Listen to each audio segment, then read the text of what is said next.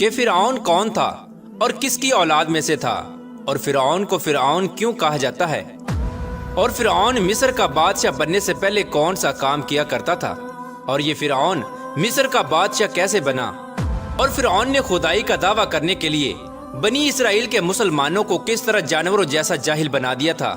اور پھر کس طرح فرعون نے خدائی کا جھوٹا دعویٰ کیا اور کس طرح یہ مصر کا جھوٹا خدا بنا۔ پیارے دوستو، ان تمام تر سوالات کے جوابات قرآن و حدیث کی روشنی میں آج کی اس ویڈیو میں ہم آپ کو بتائیں گے، لہٰذا آپ سے گزارش ہے کہ ہماری اس ویڈیو کو اینڈ تک ضرور دیکھیے گا۔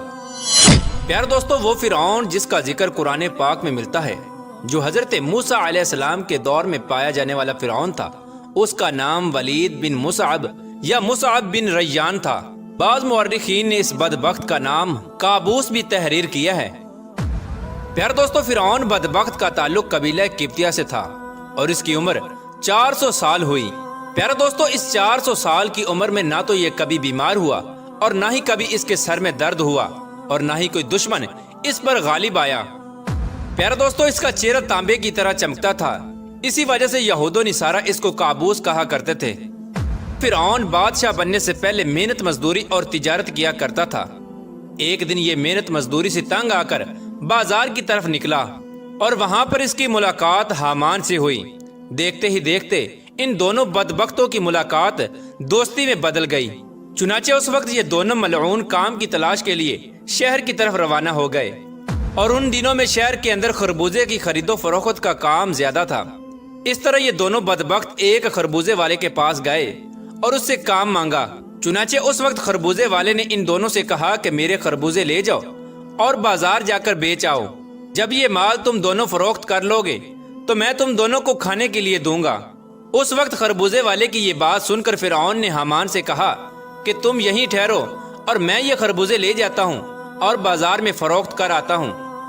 چنانچہ ایسا ہی کیا گیا۔ فرعون وہ خربوزے لے کر شہر کی طرف چلا گیا اور وہاں جا کر فرعون نے دکانداروں سے خربوزے خریدنے کا کہا۔ اس وقت دکانداروں نے فرعون سے کہا کہ ہم تو سودا ادھار خریدتے ہیں اور بیچنے کے بعد اس کی رقم ادا کرتے ہیں، اور یہاں کا یہی دستور ہے۔ چنانچہ دکانداروں کی یہ بات سن کر فرعون تھوڑی دیر کے لیے خاموش ہو گیا، اور پھر اسی وعدے پر وہ سامان فروخت کر کے واپس چلا آیا، اور واپس آ کر خربوزے کے مالک سے کہا کہ مجھے یہ کام اچھا نہیں لگتا۔ اتنا بول کر فرعون وہاں سے چلا گیا۔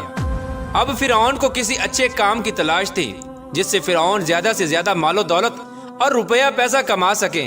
اس کے بعد فرعون بادشاہ مصر کے دربار کے اندر چلا گیا اور اس کی خدمت میں جا کے درخواست پیش کر دی کہ میں بہت دور سے آیا ہوں اور میں بہت غریب ہوں اور مجھے کسی کام کی تلاش ہے، اور میں کھانے پینے سے بھی عاجز ہوں۔ برائے مہربانی اپنی سلطنت مصر کے اسی شہر میں بطور فدوی مجھے کوئی کام دے دیا جائے، اور اس غلام کو اس جگہ پر مامور فرما کر سرفراز کیا جائے۔ چنانچہ اس وقت فرعون کی یہ بات سن کر مصر کے بادشاہ نے فرعون سے کہا کہ تو کون سا کام چاہتا ہے؟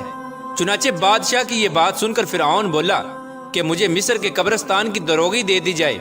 اور اس کے بدلے میں کچھ رقم فدیے کے طور پر میں شاہی خزانے میں جمع کروایا کروں گا، اور باقی رقم اپنے پاس رکھا کروں گا،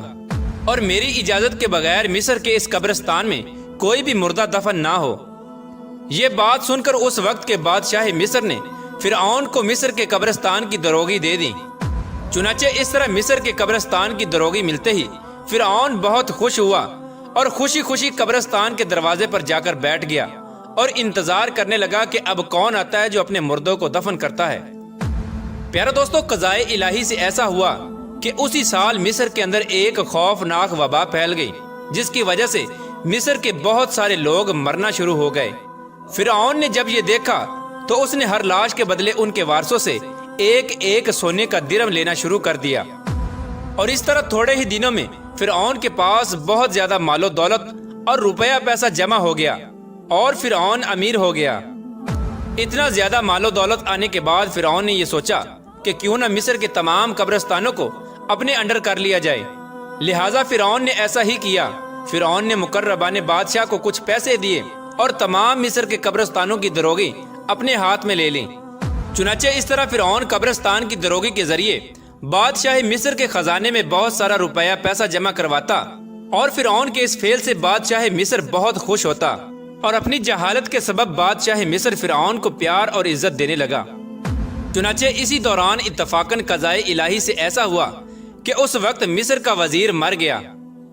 اور چونکہ فرعون اس وقت بادشاہ مصر کا بہت زیادہ مقرب بن چکا تھا، لہٰذا مصر کے بادشاہ نے فرعون ہی کو مصر کا وزیر مقرر کر دیا۔ چنانچہ اس طرح اقتدار ملتے ہی فرعون اقتدار کے نشے میں بدمست ہو گیا، اور اس نے اپنے بدبخت دوست حامان کو بھی اپنے پاس بلا لیا۔ اس وقت فرعون اپنے دوست حامان سے کہنے لگا کہ میں چاہتا ہوں کہ میں خدائی کا دعویٰ کروں اور ساری مخلوق مجھ کو اپنا خدا مانے اور میری عبادت کرے۔ فرعون کی یہ بات سن کر حامان بہت حیران ہو گیا، اور حامان فرعون سے کہنے لگا کہ اگر تو خدائی کا دعویٰ کرنا چاہتا ہے تو سب سے پہلے بنی اسرائیل کی تمام مخلوق کو اپنے ہاتھ میں لے لو اور ان کے دل میں اپنی محبت پیدا کرو۔ حامان کی یہ بات سن کر فرعون نے حامان سے کہا کہ ایسا کرنے کے لیے آخر کیا کیا جائے، اور یہ لوگ کس طرح مجھے اپنا خدا تسلیم کریں گے، کیونکہ اس وقت تمام لوگ حضرت یوسف علیہ السلام اور حضرت یعقوب علیہ السلام کے دین پر تھے، اور کس طرح وہ لوگ اپنے دین کو چھوڑ کر فرعون کو اپنا خدا تسلیم کرتے۔ اس وقت فرعون بدبخت نے اپنے دوست حامان سے اس کے بارے میں کوئی تدبیر نکالنے کا کہا۔ فرعون کی یہ بات سن کر حامان کچھ دیر کے لیے سوچتا رہا، اور پھر یہ تدبیر نکالی کہ بادشاہ مصر سے یہ درخواست کی جائے کہ میں چاہتا ہوں کہ تمام مصر کے تمام لوگوں کی تمام تر خواہشات مفت میں پوری کی جائیں، اور ان لوگوں کے تمام تر اخراجات میں اپنی جیب سے ادا کروں گا، اور جو لوگ جو چیز بھی حاصل کرنا چاہیں وہ بالکل مفت میں حاصل کر سکتے ہیں۔ چنانچہ اس وقت بادشاہ مصر نے فرعون کی یہ بات سن کر اس کی یہ درخواست قبول کر لی، اور 1 سال کے لیے تمام مصریوں کو یہ رعایت فراہم کر دی، اور فرعون نے 1 سال میں ہونے والے تمام تر اخراجات کی رقم حامان کے ہاتھ میں بادشاہ مصر کے خزانے میں جمع کرا دی، اور پورے مصر میں یہ اعلان کروا دیا گیا کہ اس سال خزانہ رعیتوں پر معاف ہے، اور ہم نے اپنی طرف سے تمام تر اخراجات کی رقم بادشاہ مصر کے خزانے میں جمع کروا دی ہے، اور مزید 2 سال کے اخراجات کی معافی کے لیے بھی ہم نے سرکار عالی میں درخواست کی ہے، اور وہ بھی قبول ہو گئی ہے۔ چنانچہ فرعون کی یہ بات سن کر مصر کی تمام رعایا بہت خوش ہوئی، اور مصر کے تمام غریبوں اور مسکینوں نے فرعون کی ترقی کے لیے خوب دعائیں کی۔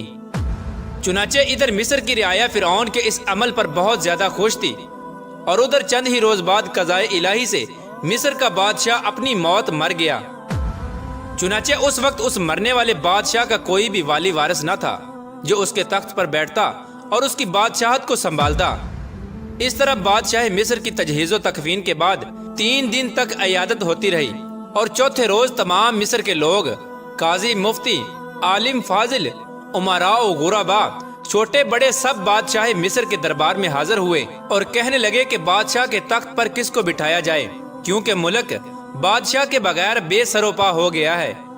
چنانچہ اس وقت مصر کے لوگوں نے فرعون سے یہ نیکی دیکھی تھی کہ فرعون نے 3 برس کا خزانہ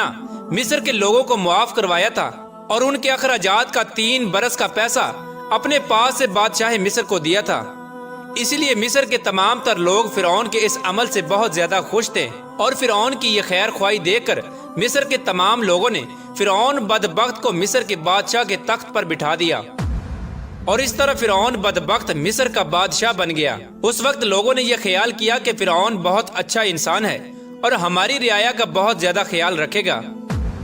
اس طرح جب یہ فرعون مصر کے وزیر سے مصر کا بادشاہ بنا تو اس وقت فرعون نے اپنے دوست حامان کو مصر کا وزیر مقرر کر دیا۔ فرعون مصر کا بادشاہ بنتے ہی اپنے دوست حامان سے کہنے لگا کہ اب پورے مصر میں ہماری بادشاہی ہے، ہم جو چاہیں وہ کر سکتے ہیں۔ اس وقت فرعون نے حامان سے کہا کہ اب کوئی ایسی تدبیر نکالو جس کی وجہ سے مصر کے تمام تر لوگ مجھے خدا ماننے لگے اور میری عبادت کرنے لگے۔ اس وقت حامان بدبخت نے فرعون ملعون کو یہ مشورہ دیا کہ پہلے مصر میں یہ حکم جاری کیا جائے کہ مصر کے اندر جتنے بھی علماء اور فضلاء دین کی تدریس کر رہے ہیں وہ سب کے سب دین کی درس و تدریس کو ختم کر دیں، اور لوگوں کے درمیان اسلام کی تبلیغ کا یہ سلسلہ بالکل ختم کر دیا جائے، تاکہ آہستہ آہستہ تمام لوگ اپنے دین سے دور ہو جائیں اور اپنے دین سے بے خبر ہو جائیں، اور آئندہ آنے والی نسل دین سے بے خبر اور جاہل پیدا ہو۔ چنانچہ اس وقت حامان کی یہ بات سن کر فرعون نے فوراً یہ حکم جاری کر دیا، اور مصر کے اندر درس و تدریس کا سلسلہ ختم کر دیا گیا، اور فرعون نے مصر کے اندر یہ حکم جاری کر دیا کہ کوئی بھی شخص مصر میں درس و تدریس نہ کرے ورنہ اس کو قتل کر دیا جائے گا۔ فرعون بادشاہ کا یہ حکم سنتے ہی تمام لوگوں نے اس کے قتل کے ڈر سے درس و تدریس کا یہ سلسلہ فوراً ختم کر دیا اور مصر کے لوگوں نے بالکل لکھنا پڑھنا چھوڑ دیا۔ چنانچہ اس طرح درس و تدریس کا سلسلہ ختم ہونے کے بعد وقت گزرتا گیا اور وقت کے ساتھ ساتھ تمام لوگ جاہل بن گئے اور علم سے دور ہو گئے اور اپنے حقیقی خدا اللہ عز و جل کو بالکل ہی بھول گئے۔ اس وقت مصر کے لوگوں کی یہ حالت ہو گئی کہ وہ جانوروں کی طرح جاہل بن گئے۔ اس وقت فرعون نے یہ چال چلی کہ تمام مصر کے لوگوں کو یہ حکم جاری کیا کہ تمام مصر کے لوگ اپنے اپنے گھروں میں بت بنا کر اس کو سجدہ کیا کریں اور اس کی پوجا کیا کریں۔ چنانچہ فرعون کا یہ حکم پاتے ہی ایک قبطی قوم جو کہ کثیر تعداد میں تھے، انہوں نے بتوں کی پوجا کرنی شروع کر دی اور آہستہ آہستہ یہ بت پرستی بڑھتی چلی گئی اور یہ سلسلہ 20 سال تک جاری رہا۔ اور پھر اس کے بعد فرعون نے مصر میں یہ اعلان کروایا اور اس اعلان میں یہ الفاظ لوگوں کے کانوں تک پہنچائے جس کا ذکر قرآن پاک میں یوں ملتا ہے، جس طرح کہ اللہ تبارک و تعالیٰ قرآن پاک میں ارشاد فرماتا ہے، اور پس لوگوں کو جمع کیا اور لوگوں سے کہا کہ میں ہوں رب تمہارا سب سے بڑا اور بلند۔ پیارے دوستو، اس طرح کئی سال تک لوگ بتوں کی پوجا کرتے رہے۔ جب لوگ مشرک اور بت پرست بن گئے، اس وقت فرعون نے یہ حکم جاری کیا کہ اپنے گھروں میں موجودہ تمام بتوں کو توڑ دیا جائے اور مجھے خدا مانا جائے اور میری پوجا کی جائے۔ چنانچہ فرعون کا یہ حکم ملتے ہی تمام لوگوں نے ایسا ہی کیا۔ تمام قبطی قوم نے بتوں کو توڑ دیا اور فرعون کو پوجنا شروع کر دیا اور فرعون کو خدا ماننے لگے۔ لیکن قبطی قوم کے علاوہ دوسرا کوئی بھی فرعون کو خدا نہیں مانتا تھا۔ قبطی قوم ایک واحد ایسی قوم تھی جو فرعون کو اپنا خدا مانتی تھی۔ باقی تمام لوگ اللہ تبارک و تعالیٰ کی وحدانیت پر یقین رکھتے تھے اور اللہ تبارک و تعالیٰ کو اپنا خدا مانتے تھے۔ اسی وجہ سے فرعون قبطیوں پر بہت مہربان تھا اور بنی اسرائیل کے مسلمانوں پر طرح طرح کے ظلم و ستم کرتا تھا، کیونکہ بنی اسرائیل کی قوم حضرت یوسف علیہ السلام کے دین پر تھی۔ اسی وجہ سے فرعون ان کو ذلیل کرتا اور ان سے بھاری بھرکم کام کرواتا۔ اللہ تبارک و تعالیٰ